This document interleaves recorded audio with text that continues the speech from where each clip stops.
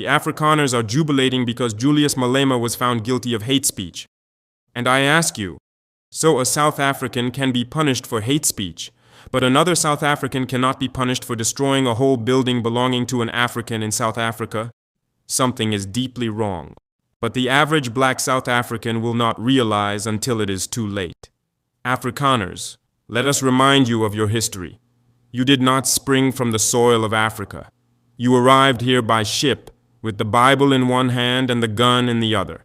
You forced yourselves onto the land, dispossessed the people, and built your wealth on stolen ground. Today, you celebrate because Malema is punished, but you forget. You are standing on land that was never yours to begin with. You carved out Orania, a town where black people are not welcome, a state within a state. And now you dream of Cape independence, of taking Capetown itself, of forming another country inside a country.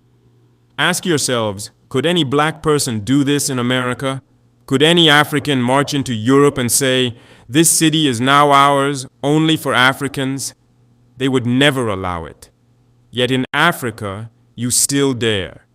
And the tragedy, the real tragedy, is that many black South Africans are blind to this danger.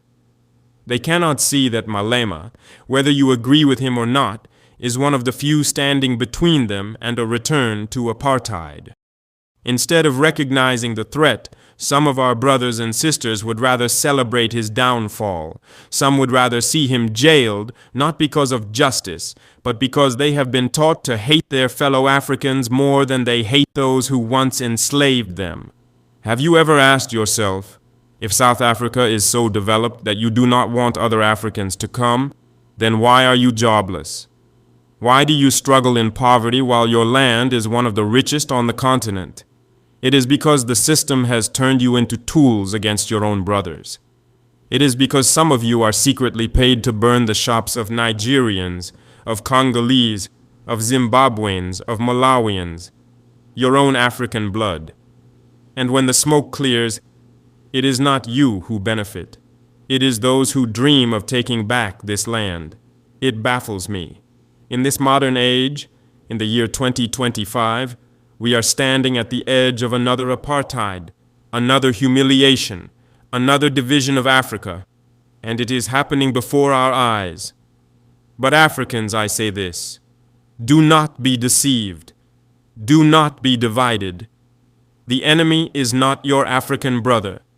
The enemy is the one who never belonged here, but still believes he can dominate here.